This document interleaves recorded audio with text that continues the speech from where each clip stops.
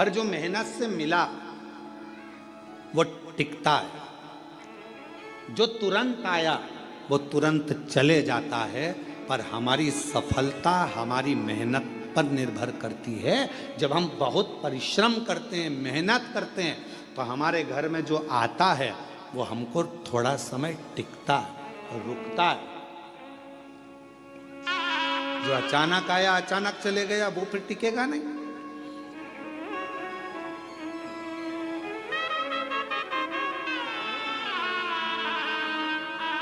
और मेहनत कर कर जो सुख मिलता है ना, वो सुख दूसरा ही है।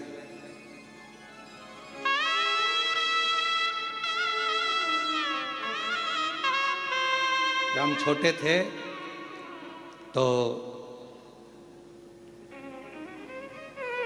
2 रुपए की किराए की साइकिल मिलती थी, इतनी बड़ी छोटी सी। तुम्हारे यहाँ भी मिलती होगी, ऐसा नहीं है, और तुमने भी चलाई होगी। कई तो होंगे हमारी साथ वाले जिन्होंने चलाई होगी। है, किराए की साइकिल मिलती थी, 2 रुपए की मिलती थी, पर वो 2 रुपए इकट्ठा करने में कम से कम 1 महीना लग जाता था।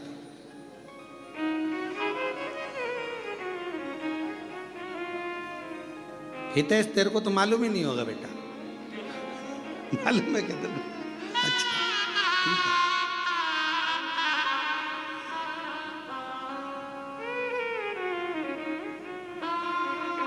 वो 2 रुपए इकट्ठे करने में 1 महीना टूट जाता था। भगवान हमारी मौसी को भेज दो, भगवान हमारे मामा को भेज दो, भगवान हमारी बुआ को भेज दो। जब ये सब आती थी, 5 पैसे, 10 पैसे, 15 पैसे, 25 पैसे जब देकर जाती थी, और वो 2 रुपया जिस दिन इकट्ठा होता था उस दिन सुबह से गायब होते थे। साइकिल लेते थे छोटी वाली, और कभी कभी किस्मत ऐसी होती थी कि वो साइकिल ऐसी मिलती थी जिसकी चेन बार बार उतर जाती थी।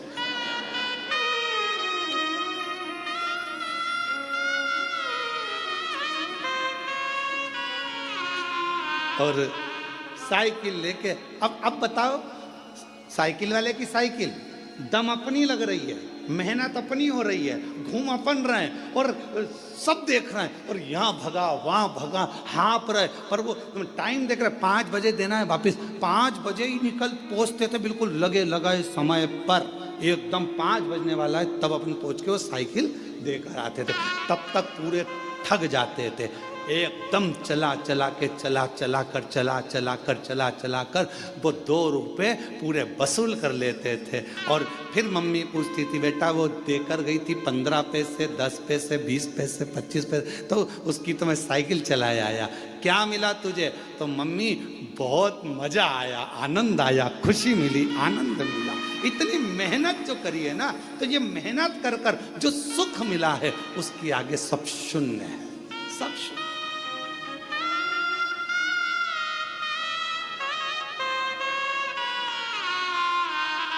उसके आगे सब शून्य है।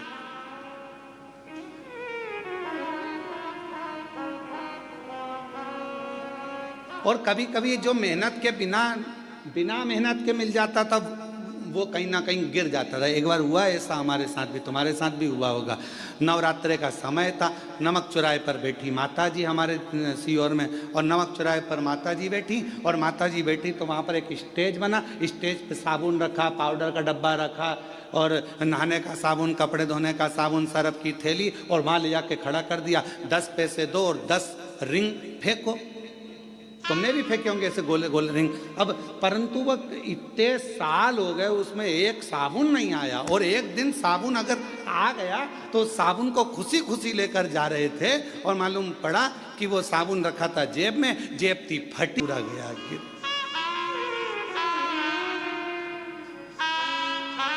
तो जो मेहनत से मिला वो टिका, और जो मेहनत से नहीं मिला वो हाथ से खिसक गया।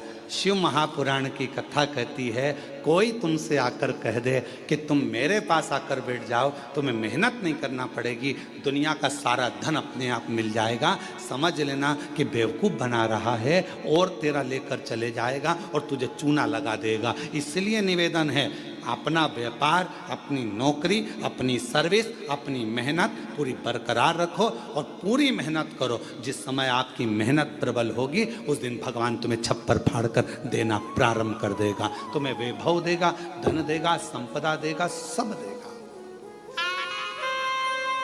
सब देगा। आप अपनी मेहनत से पीछे मत। शिव कथा कर रही है, भगवान शंकर का चरित्र कर रहा है, शिव महापुराण का चरित्र कर रहा है, भगवान शंकर की पवित्र कथा कर रही है, शिव तत्व कर रहा है। पार्वती जी बैठ गई तब साधना करने के लिए। शंकर भगवान ने नेत्र खोले और पार्वती से पूछा कि आज तू रुष्ट होकर मेरी पूजन कर रही? हाँ। क्यों? वो कश्यप ऋषि है ना, 12 ज्योतिर्लिंग का पूजन करना चाहिए तो वो 11 ज्योतिर्लिंग बनाते हैं और पूजन करते हैं और एक ज्योतिर्लिंग छोड़ देते हैं। शंकर भगवान ने कहा पार्वती नहीं, कश्यप ऋषि कभी ऐसा नहीं करते, वो पूरे 12 ज्योतिर्लिंग का पूजन करते हैं, पूरे 12 ज्योतिर्लिंग।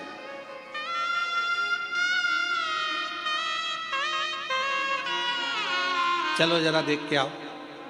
पार्वती जी ने शिव जी को लिया साथ और चलो जरा देखो, मैं बताती हूँ तुमको 11 ज्योतिर्लिंग बने। वो कश्यप ऋषि का रोज का नियम था, ज्योतिर्लिंग बनाते वो पूजन करते पार्थिव लिंग। चलो अभी दिखाती हूँ। और ले गए, जो सामने देखे तो 11 ज्योतिर्लिंग बने थे। शिव जी को पार्वती जी करेंगे, देखो 1 2 3 4 5 6 7 8 9 10 और 11। अब शंकर भगवान बोले अभी रुक, मैं गिन के बताता हूं, देख 1 2 3 4 5 6 7 8 9 10 11 12। पार्वती जी बोली क्यों मुझे पागल बना रहे हो प्रभु? अब तुम तो शिव जी हो ना, तो तुम अपने आप को क्यों गिन रहे हो? तो भगवान शंकर बोले 12 ज्योतिर्लिंग की पूजन कर रहा है। पूछो कश्यप ऋषि से। बाबा कश्यप ऋषि के सामने प्रकट हो गए। कश्यप बाबा ने देखा आज तो भगवान प्रकट हो गए। जब जब ये उलझन होती है ना, जब जब झगड़ा होता है, जब जब कोई विवाद उत्पन्न होता है, जब जब कोई क्वेश्चन आता है, जब जब कोई प्रश्न आता है, जब जब कोई बवाल मचता है, समझ लेना उसमें कोई ना कोई मंथन होकर कुछ निर्णय निकलने वाला।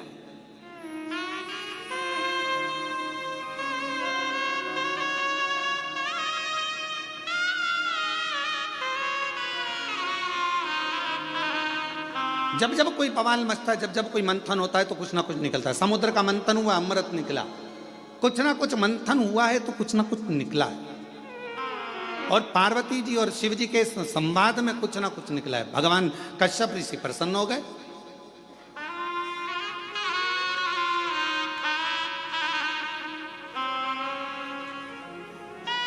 और मंथन में कुछ ना कुछ निकलना जरूरी भी है। एक प्रसंग बड़ा सुंदर है महाराज जी।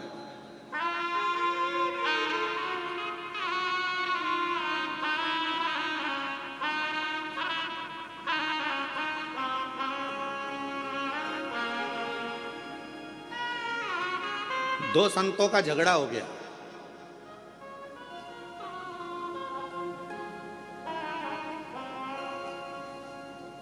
और आपस में दोनों झगड़ लिए।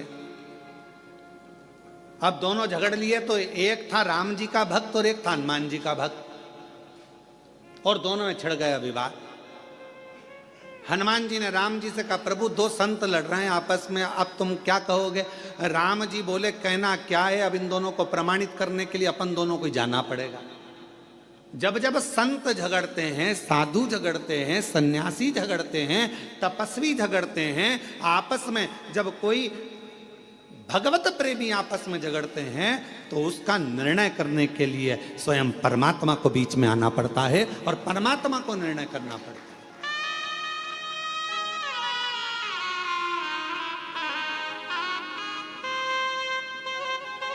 लोग कहते हैं कि ये महाराज जी ने ऐसा कर दिया, वो महाराज जी ने ऐसा कर दिया, आपस में झगड़ा हो रहा है। हम कहते हैं झगड़ा नहीं हो रहा है, कुछ परमात्मा ने लीला रची है, और परमात्मा ने लीला रची है तो वो जनमानस के सामने उसको कहीं ना कुछ संतों के माध्यम से लाना चाहते हैं। संत कभी झगड़ा नहीं करते, संत कभी एक दूसरे के ऊपर आक्षेप भी नहीं करते। लोग कहते हैं उन्होंने ऐसा बोल दिया, उन्होंने वैसा बोल दिया, उन्होंने ये भाषा का प्रयोग करा, उन्होंने वो भाषा, ना ना ना, उनके बीच में कोई एक परमात्मा की एक शक्ति, मेरे शिव का एक स्वरूप, मेरे राम, मेरे कृष्ण, मेरे शंकर, मेरे भगवान विराजमान है, जो ये निर्णय करना चाहते हैं कि इनके बीच का साझा कैसे।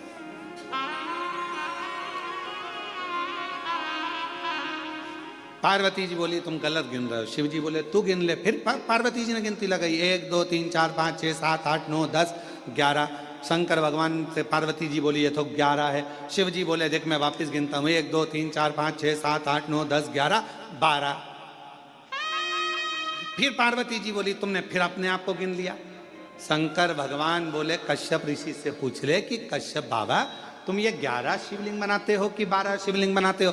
कश्यप बाबा से पूछा पार्वती जी ने कि कश्यप ऋषि तुम इतने बड़े ऋषि होकर तुम्हें 12 ज्योतिर्लिंग का निर्माण करना चाहिए, 12 पार्थिव लिंग बनाना चाहिए, उनकी आराधना करना चाहिए, और तुम 11 पार्थिव की पूजन कर रहे हो, 11 लिंग की पूजन कर रहे हो और 11 लिंग की पूजन करते हो, ये कोई अच्छी बात है? करना है तो 12 की करो। इतने में कश्यप ऋषि ने कहा माँ मैं 12 ज्योतिर्लिंग की पूजन करता हूं, आप ना मानो तो देख लो कहां है 12 ज्योतिर्लिंग।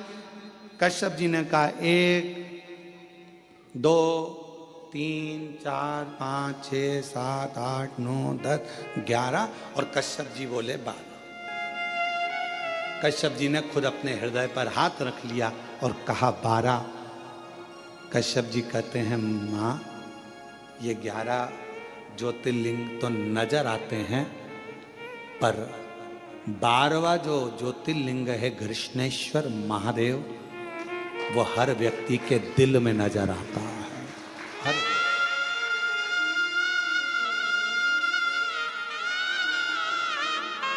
हर व्यक्ति के हृदय में।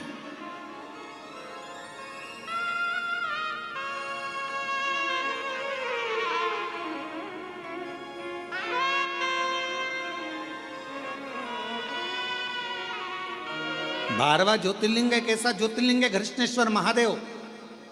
12वां ज्योतिर्लिंग एक ऐसा ज्योतिर्लिंग है घृष्णेश्वर महादेव जो हमारे हृदय में निवास करता है। कितना सुंदर कहा है स्कंद पुराण में घृष्णेश्वर बाबा के लिए, बेरुल के लिए वर्णन किया गया। जिस परिवार में, जिस परिवार के अंतर्गत मान लो कोई ना कोई एक बहुत बड़ा दुख आकर टिक गया हो और वो दुख हट ना रहा हो, तो घृष्णेश्वर महादेव का स्मरण कर कर यदि पीपल के वृक्ष के नीचे बस केवल हृदय से घृष्णेश्वर का जप कर कर, घृष्णेश्वर नाम का उच्चारण कर कर एक 4 बत्ती का दीपक यदि पीपल के वृक्ष के नीचे प्रज्वलित कर दिया जाए प्रदोष के दिन, तो वो भारी से भारी दुख भी केवल 7 दिन के अंदर कट जाता है। 12 ज्योतिर्लिंग में से एक ज्योतिर्लिंग है घृष्णेश्वर महादेव जो हमारे हृदय में निवास करते हैं। मन की ज्योति है, हृदय की ज्योति है। और हम आप सबके पावन चरणों को नमन करते हैं। बेरुल वालों, आप घृष्णेश्वर बाबा के नजदीक में रहते हो। आप जैसा किस्मत वाला दुनिया में कोई नहीं होगा जिनके पड़ोसी घृष्णेश्वर महादेव।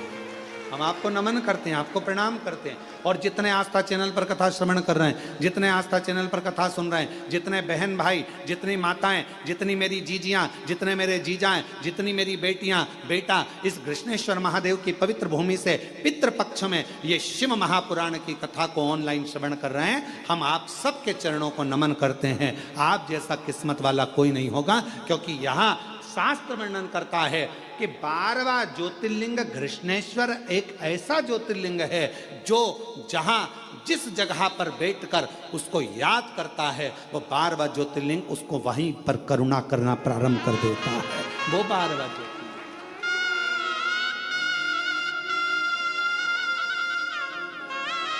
वो 12वां ज्योतिर्लिंग घृष्णेश्वर महादेव।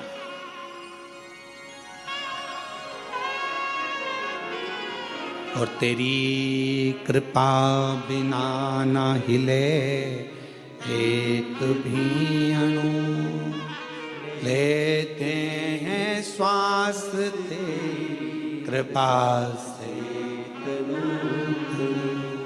बखान क्या करूं मैं राखों के ढेर का, चपटी बभूत में खजाना कुबेर का। हे गंगाधार मुक्ति द्वार ओंकार तू, भोले ओंकार तू। आयो शरण तिहारी शंभुतार। कृष्णेश्वर महादेव।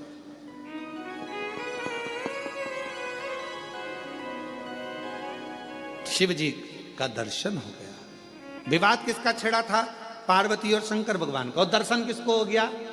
कश्यप ऋषि।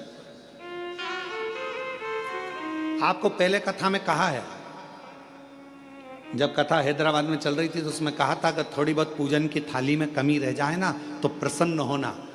तुम यहां पूजन कर रहे हो और तुम माचिस ढूंढ रहे हो, तुम कपूर ढूंढ रहे हो, तुम कुंकू रोली ढूंढ रहे हो, तुम चंदन ढूंढ रहे हो, तुम्हें लग रहा है कि तुम ढूंढ रहे हो, पर तुमने याद करा, अरे राम मेरी पूजा की थाली में कपूर तो घर पे रह गया। अब तुमने कह दिया कपूर घर पे रह गया और तुम यहां ढूंढ रहे हो, तो तुम नहीं ढूंढ रहे हो, अब तुमने मन से वो कपूर को प्रकट कर दिया।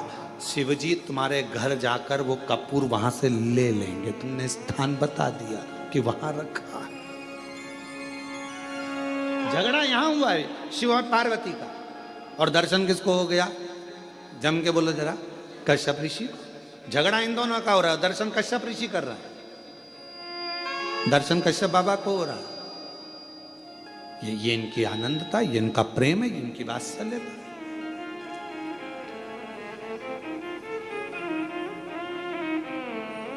महाराज